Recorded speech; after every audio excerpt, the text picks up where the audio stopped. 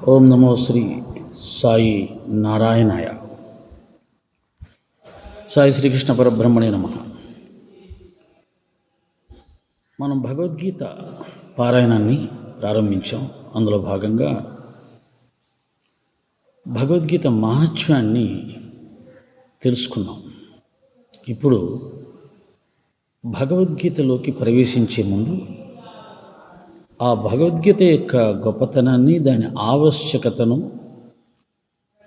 ఇంకా కొద్దిగా విపులంగా ఉపోద్ఘాత రూపంలో లిఖించారు మహాత్ములు. దాన్ని కూడా తెలుసుకొని గీతా పారాయణలో ప్రవేశించే ప్రయత్నం చేద్దాం. ఉపోద్ఘాతం. పాఠక మహాశయులకు, ఆస్తిక మహాత్ములకు శతాభివందనములు. కష్టనిష్ఠూర భూయిష్టమైన ఈ జనన మరణ ప్రవాహం నుండి తరించటానికి మానవులకు 3 సాధనాలు చెప్పబడ్డాయి. అందు మొదటిది భక్తి, అనగా అహంకారాన్ని విడిచి ఈ లోకాన్ని నడుపుతున్న ఒకానొక అతీత దైవం ఉన్నదని నమ్మి ఆ దైవం పట్ల వినమ్రులై సర్వస్వ శరణాగతి చేయటం. బాబాగారి సచరిత్రలో కూడా ఈ శరణాగతి అనేది చాలా సందర్భాల్లో వస్తుంది. గురు మార్గంలో కూడా ఈ శరణాగతి చాలా ముఖ్యం. అదే మార్గం. గురువుని పొందిన తర్వాత శరణాగతి ఒక్కటే మార్గం. అక్కడ మన యొక్క తెలివితేటలు, మన సాధనలు ఇవేమీ పెద్దగా పనిచేయవు, అవసరం కూడా లేదు. శరణాగతి చేయకుండా ఎన్ని చేసినా వృధా. శరణాగతి ప్రాధాన్యం, ముఖ్యం. రెండవది జ్ఞానం, అనగా సత్యము శాశ్వతము అయినది ఏదియో, ఆ అసత్యము అశాశ్వతము అయినది ఏదియో గుర్తించగలుగుట. మూడవది వైరాగ్యం. అంటే జ్ఞాన మార్గం ఏంటి? సత్యమేది అసత్యమేది అనేది తెలుసుకుంటూ అసత్యాన్ని వదిలివేస్తూ సత్య మార్గం ప్రయాణం చేయటాన్ని జ్ఞాన మార్గం అంటారు. మూడవది వైరాగ్యం, అనగా అసత్యమైన దాని యందు రాగమును విడిచి, అంటే ఇష్టాన్ని విడిచిపెట్టి, ప్రేమను విడిచిపెట్టి సత్యము శాశ్వతమైన దానికై చింతించుట. భక్తి, జ్ఞాన, వైరాగ్యాలు. భక్తి వల్ల జ్ఞానం కలుగుతుంది, జ్ఞానం వల్ల వైరాగ్యం వస్తుంది. ఈ 3 ఉంటేనే ఆ మార్గంలో మనం సంపూర్ణంగా ప్రయాణం చేయగలం. అంతేగాని జ్ఞాన మార్గమే గొప్పది అని భక్తి లేకుండా పోతే అది మధ్యలోనే అహంకారాన్ని పెంచి కింద పడేస్తుంది. లేదు, భక్తి మార్గమే గొప్పది అనిపోతే అది మూర్ఖత్వంలోకి దించి జ్ఞానం లేకుండా అది కూడా మనని ఇబ్బంది పాలు చేస్తుంది, గమ్యస్థానం చేర్చదు. ఈ 2 ఉన్న వైరాగ్యం లేకపోతే అసలు మనం గమ్యాన్ని ఎప్పుడూ చేరుకోలేము. ఈ 3 ఉండాలి ఖచ్చితంగా. ఉపర్యుక్త భక్తి జ్ఞాన వైరాగ్యములు కొందరిలో ప్రహ్లాదనకు వలె పురాజన్మ సుకృతము చేత పుట్టుకతోనే వస్తాయి. మరికొందరికి జీవ సంభార సంతాపములచే అనుభవైక వేద్యమవుతుంది.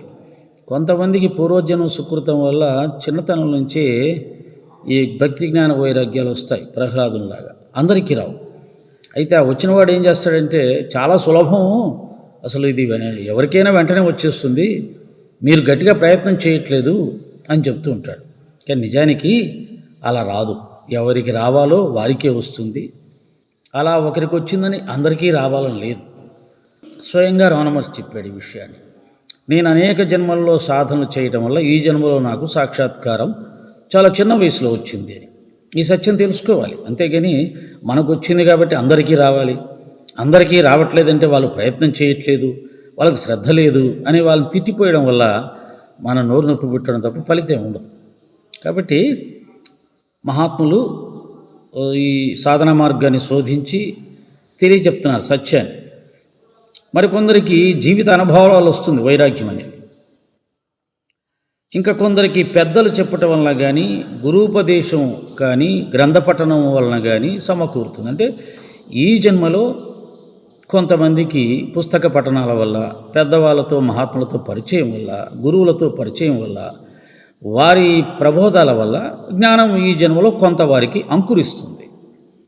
అట్లు భక్తి జ్ఞాన వైరాగ్యాలు ప్రబోధించి మానవుని పరమపద సోపానములకు ఎక్కించు అత్యుత్తమ గ్రంథములలో ఈ భగవద్గీత అగ్రశ్రేణికి చెంది ఉన్నది. కాబట్టి అలా ఈ జన్మలో జ్ఞాన పరిచయం, జ్ఞానాన్ని మనకు కాస్త తెలియచెప్పగలిగినటువంటి గ్రంథాల్లో భగవద్గీత అత్యుత్తమైంది ప్రపంచం మొత్తం మీద. ఇది సత్యం.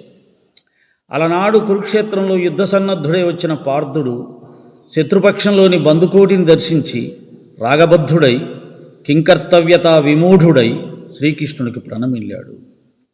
ప్రారంభంలోకి వెళ్తున్నాడు.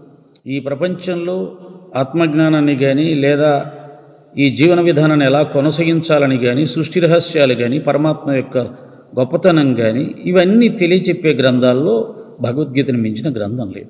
అదేవిధంగా ఏ విధంగా అది మన అజ్ఞానాన్ని తొలగిస్తుంది, బలహీనతను తొలగిస్తుంది, కార్యోన్ముఖులను చేసి విజయం వైపు నడిపిస్తుందో భగవద్గీతలో ప్రవేశించే ముందు చెప్తున్నాడు. ఇది రేపు తెలుసుకునే ప్రయత్నం చేద్దాం. ఓం శ్రీ సాయిరామ్. సాయి శ్రీకృష్ణ పరబ్రహ్మణే నమః.